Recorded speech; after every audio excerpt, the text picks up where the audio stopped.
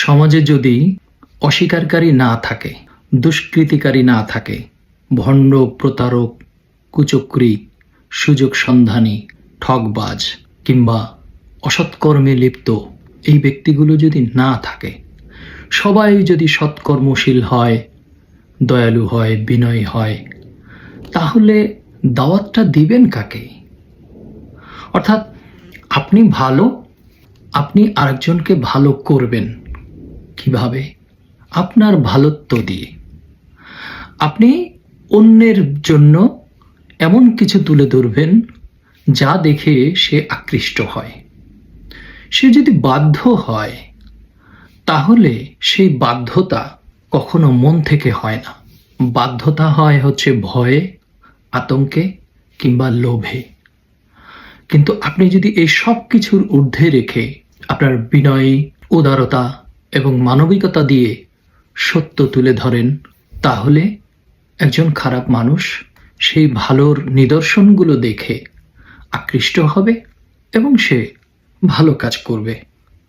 এখন কথা হচ্ছে, এই ভালো কাজটা কেন করবে?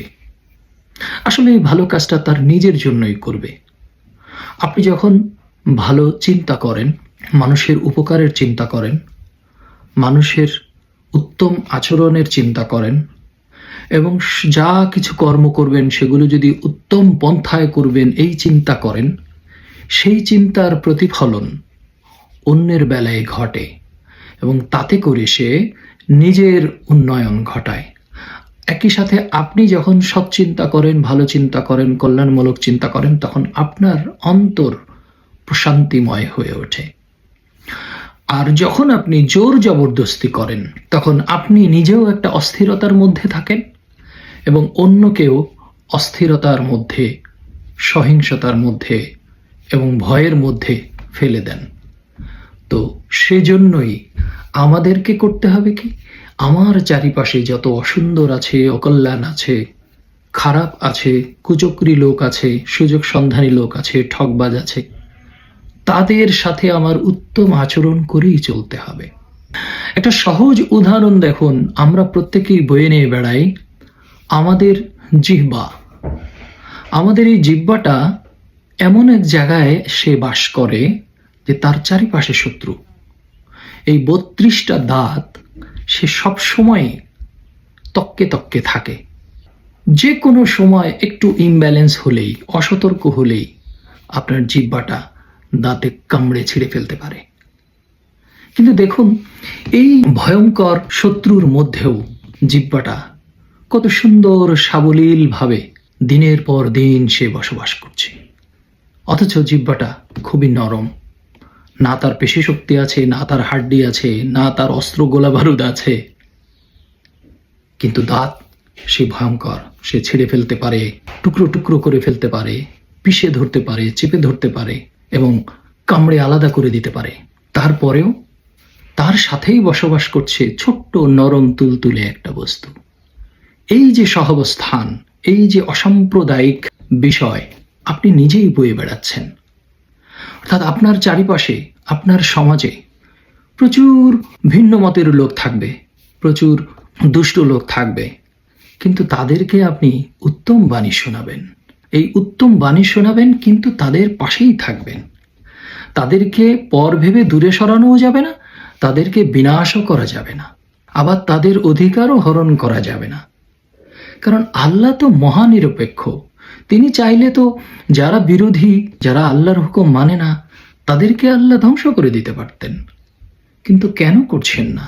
ওই যে আল্লাহ বলেছেন যে তোমাদেরকে প্রত্যেককেই পরীক্ষা করার জন্য আমি ভিন্ন ভিন্ন ভাবে তৈরি করেছি। আমি চাইলে সব এক করতে পারতাম, কিন্তু ভিন্ন করেছি এই কারণে যে দেখি কে তাদের কর্মে একে অপরের সাথে উত্তম আচরণ করে উত্তম হয়।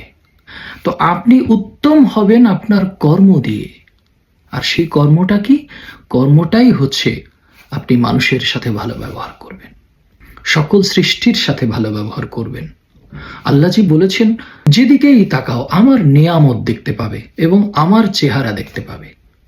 তো আল্লাহ যেহেতু সব জায়গায় আছেন, সবকিছুর মধ্যেই তার চেহারা, তো আমি কোন জিনিসটাকে অবহেলা করব?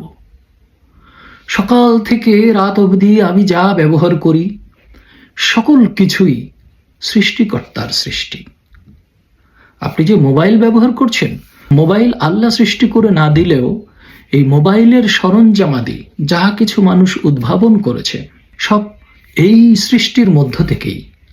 সে নিজে নিজে কোনো কিছু বানায় নাই, নিজে কোনো কিছু সৃষ্টি করে নাই, সে কেবল রূপান্তর করেছে এক অবস্থান থেকে আর এক অবস্থানে। একটা বিষয়ের সাথে আর একটা বিষয় মেলানোর পরে একটা প্রতিক্রিয়ার ফল আমরা দেখতে পাই। কিন্তু সব কিছুই তো সৃষ্টিকর্তার সৃষ্টি। তাহলে কোন সৃষ্টিকে আমি অবহেলা করব? আমার নিঃশ্বাস, আমার খাওয়া পরা, পোশাক আশাক, চলাফেরা, বিভিন্ন যন্ত্রপাতি ব্যবহার করা, বিভিন্ন প্রযুক্তি ব্যবহার করা, সকল কিছুই তো মানুষ উদ্ভাবন করেছে এই সৃষ্টির মধ্য থেকেই। মানুষ একটা বালুকণাও সৃষ্টি করতে পারে না। মানুষ কেবল সেই সৃষ্টির মধ্য থেকে একত্রিত করে রূপান্তর করতে পারে, উদ্ভাবন করতে পারে। তো উদ্ভাবন আর সৃষ্টি এক নয়। তো সেই সৃষ্টি আমি ব্যবহার করে আমি সৃষ্টিকে অবহেলা বা অস্বীকার করতে পারি না। আর সে কারণেই আল্লাহ সকলকে এই সুযোগ দিয়ে রেখেছেন যে তোমার যা খুশি করো, যাই করবে তা তোমার নিজের জন্য। ভালো করলেও নিজের ফল পাবে, খারাপ করলেও নিজে সেই ফল পাবে। তো আমি ভালো করতে চাইলে আমাকে প্রথমেই বিনয়ী হতে হবে, রাগ নিয়ন্ত্রণ করতে হবে, ক্রোধ নিয়ন্ত্রণ করতে হবে, কাম নিয়ন্ত্রণ করতে হবে। একটা মানুষ কখনো রাগে না, সে সব সময় হাসি খুশি থাকে, মানুষের সাথে ভালো আচরণ করে। রাগের কথা বললেও রাগে না, রাগের ঘটনা ঘটালেও রাগে না। তার মানে এই নয় যে ওই মানুষটার রাগ নাই। রাগ, কাম, ক্রোধ, হিংসা, অহংকার এগুলো মানুষের সহজাত বৈশিষ্ট্য। কিন্তু বিষয় হচ্ছে কে তার এই বৈশিষ্ট্যগুলোকে নিয়ন্ত্রণ করে রাখতে পারে।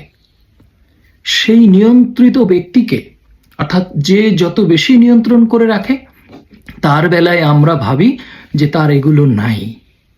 আসলে তো তা নয়। আসলে প্রত্যেকটা মানুষের মধ্যেই এই রাগ, অহংকার, হিংসা, ক্ষুধা, কামনা এগুলো আছে। কিন্তু যার যার সহজাত স্বভাব থেকে উত্তীর্ণ হয়ে উত্তমভাবে নিজের মনকে সে নিয়ন্ত্রণ করতে পারে, সেই নিয়ন্ত্রণের কথাই বলা হয়েছে। যে মানুষকে যে আল্লাহ খারাপ বলেছেন, এই যে মানুষ স্বভাবতই হিংস্র, স্বার্থপর, লোভী, বাগ্বিতণ্ডাকারী, অস্বীকারী, পশুর চেয়ে নিকৃষ্ট, এই কথাগুলো আল্লাহ বলেছেন কাকে? মানুষকে। আবার সেই মানুষের মধ্যেই উত্তম চরিত্রের অধিকারী, সরল পথে প্রতিষ্ঠিত, তার সাথে আল্লাহ থাকেন, তারা উত্তীর্ণ, তাদের কোনো ভয় নাই, বামপন্থী, ডানপন্থী এবং অগ্রগামী, এই যে পার্থক্যগুলো বলেছেন সেগুলো তো এই মানুষকে কেন্দ্র করেই। তাহলে পার্থক্যটা কোথায়? পার্থক্যটা এই দৈহিক অবয়বে নয়, পার্থক্যটা হচ্ছে অন্তরে। যে অন্তর থেকে তার এই কুপ্রবৃত্তিগুলোকে দূর করতে পেরেছে, অর্থাৎ খান্নাসরূপী শয়তানকে, ইবলিসকে, মরদুদকে দূর করতে পেরেছে, তার ভিতরে উদয় হয় সৃষ্টিকর্তার আলো। সেই আলোকেই বিভিন্ন নামে নামকরণ করা হয়। কিন্তু আলো ছাড়া কখনোই অন্ধকার দূর হবে না। অন্ধকার দূর করতে হলে আলো জ্বালাতে হবে। এখন আপনি আলো না জ্বালিয়ে যদি গায়ের জোর করেন, তাহলে সাময়িকভাবে এটা দূর হয়েছে মনে হলেও আদতে তা দূর হবে না। কারণ এই সব কিছু তো রয়েছে অন্তরের ভেতরে। অন্তর পরিশুদ্ধ করলে যেমন দেখা যায় না, অন্তর কালো হলেও দেখা যায় না। তা সেই অদৃশ্য অন্ধকারকে দূর করতে হয় অদৃশ্য আলো দিয়েই। আর সেই আলো জ্বালাতে হয় কর্মের মধ্যে দিয়েই। মনে করুন একটা মানুষের অনেক টাকা আছে, সে টাকা সে তার প্রয়োজনে বিভিন্ন কাজে লাগায়, খরচ করে, ভালো খায়, ভালো পরে, ভালো গাড়িতে চড়ে, ভালো বাসায় থাকে, ভালো জায়গায় ঘোরাঘুরি করে, অনেক সুযোগ সুবিধা আছে, তারপরেও সে শান্তি পাচ্ছে না। কোথায় যেন একটা অভাব। তো এই অভাব দূর করতে হলে কি করবেন আপনি? কিচ্ছু না। আপনি একদিন একটা বড় অঙ্কের টাকা নিয়ে আপনি সন্ধানে বের হন যে এমন একজন মানুষ যে অসহায়, 3 বেলা খেতে পারে না, গায়ে ভালো পোশাক নেই, ভালো থাকার জায়গা নেই, এমন একটা লোককে খুঁজে আপনি তাকে একটা ব্যবসা ধরিয়ে দিবেন বা তাকে একটা উপার্জনের উপায় বের করে দিবেন। প্রয়োজনে তাকে আপনি যে পরিমাণ টাকা লাগে সেই টাকা দিলেন। ধরুন আপনি একজনকে একটা রিক্সা কিনে দিলেন, একজনকে একটা দোকান করে দিলেন, একজনের ঘর নেয় একটা ঘর বানিয়ে দিলেন। এটা করে আসুন, তারপরে দেখুন আপনার মনের ভেতরে যেই শান্তিটা বয়ে যাবে। অর্থাৎ সহজ কথায় যদি বলা যায় যে আপনার অনেক টাকা থাকা সত্ত্বেও আপনার ভালো লাগছে না, কিন্তু আপনি যখন অন্যের ভালো লাগার জন্য কাজ করবেন, অন্যের মুখে হাসি ফোটাবেন, তখন দেখবেন আপনার মনে হাসি ফুটছে, আপনার আনন্দ হচ্ছে। তো কেন হলো এটা? ওই মানুষের কল্যাণের জন্য। মানুষের কল্যাণ করুন, আপনার ভালো লাগবেই। মানুষের অকল্যাণ করুন, আপনার খারাপ লাগবেই। আর এটা শুধু ভালো লাগা খারাপ লাগার বিষয়ই নয়, আপনার নিজের জীবনে পরতে পরতে কোনো না কোনো সময় প্রতিফলিত হবেই। তাই আপনি যা করবেন তা প্রতিদান পাবেন। মানুষের পাশে দাঁড়ান, মানুষের জন্য ভালো কাজ করুন, মানুষের সাথে উত্তম আচরণ করুন, মানুষের অভাবে দুর্দশায় ঝঞ্ঝায় তার পাশে দাঁড়ান।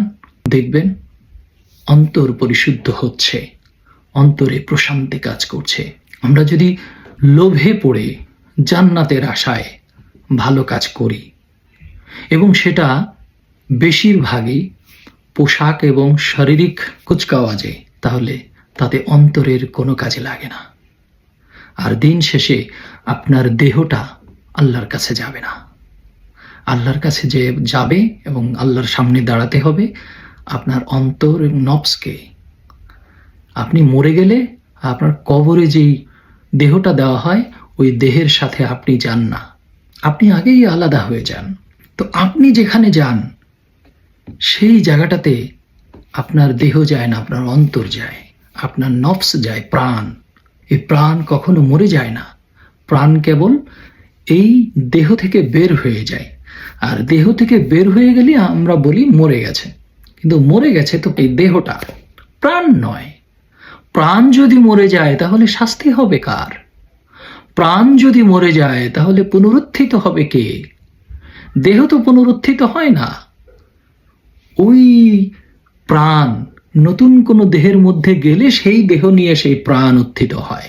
আর সে কারণেই আল্লাহ বলেছেন কুল্লু নফসিন জায়গাতুল মউত, সকল নফসকে, সকল প্রাণকে মৃত্যুর স্বাদ নিতে হবে। মৃত্যুর যে যন্ত্রণা বা আরাম সেই স্বাদটা নিতে হবে। স্বাদ নেওয়া আর মরে যাওয়া, ধ্বংস হয়ে যাওয়া এক নয়। তো আপনি শান্তিতে হাসতে হাসতে আপনার দেহত্যাগ করবেন নাকি কষ্টে যন্ত্রণায় দেহত্যাগ করবেন? এবং এটাই শেষ নয়, এই দেহত্যাগ করে আপনি তো পুনরুত্থিত হবেন। সেই পুনরুত্থিতটা আপনার কিভাবে হবে? আনন্দে, ডান হাতে কর্মফল নিয়ে, নাকি দুঃখে বাম হাতে কর্মফল নিয়ে?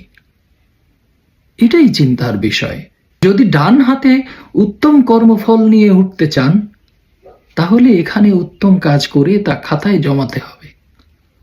যদি আপনি খারাপ কাজ করে অপকর্ম খাতায় লেখেন তাহলে সেই কর্মফল আপনার বাম হাতে নিয়ে আবার খারাপ চরিত্রে, দুঃখে, কষ্টে, দুর্দশায়, কষ্টের মধ্যে দিয়ে আপনার উত্থিত হতে হবে এবং জীবনযাপন করতে হবে। সুতরাং এই সব কিছুর মূলে আছে যে আল্লাহ যে আমাদেরকে সৃষ্টি করেছেন পরীক্ষা করার জন্য। আল্লাযী খলাকাল মাউতা ওয়াল হায়াতা লিয়াবলুয়াকুম আইয়ুকুম আহসানু আমালা।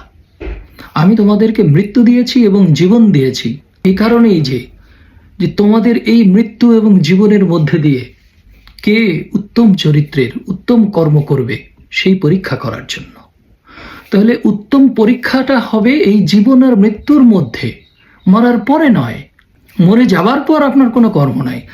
আপনি এই যে আসছেন, আবার যাবেন, আবার আসবেন, আবার যাবেন, এই আসা যাওয়ার মধ্যে দিয়ে আপনি যে জীবনটা পাচ্ছেন, এই জীবনে কর্ম করে আপনার উত্তীর্ণ হতে হবে। সুতরাং শত্রুর সাথে থেকেও, চারিদিকে সমস্যা নিয়েই আপনাকে সুন্দর আচরণ করে তাদের সাথে সহমর্মিতায়, অসাম্প্রদায়িকতায়, সৌহার্দ্যপূর্ণ আচরণে একে অপরকে ভালোবেসে থাকতে হবে। ব্যক্তিকে নয়, ব্যক্তির কর্মকে মূল্যায়ন করতে হবে। তাকে কাছে আনার জন্য ভালো আচরণ করবেন, উত্তম কথা বলবেন, সত্যের কথা বলবেন, আলোর কথা বলবেন। যদি তাকে নিঃশেষই করে দেন, যদি তার পথ বন্ধ করে দেন, তাহলে সে আলো দেখবে কি করে? পথে চলতে চলতে একই সাথে মনে করেন 10টা মানুষ প্রত্যেকেই মোমবাতি হাতে নিয়ে চলছে। প্রতিমধ্যে যদি একজনের আলো নিভে যায়, তার আলো নাই দেখে সে দাঁড়িয়ে পড়লো, সে আর যেতে পারছে না অন্ধকারে, তখন আমরা যদি তাকে ফেলে চলে যাই, তাহলে তো সে অন্ধকারেই রয়ে গেল।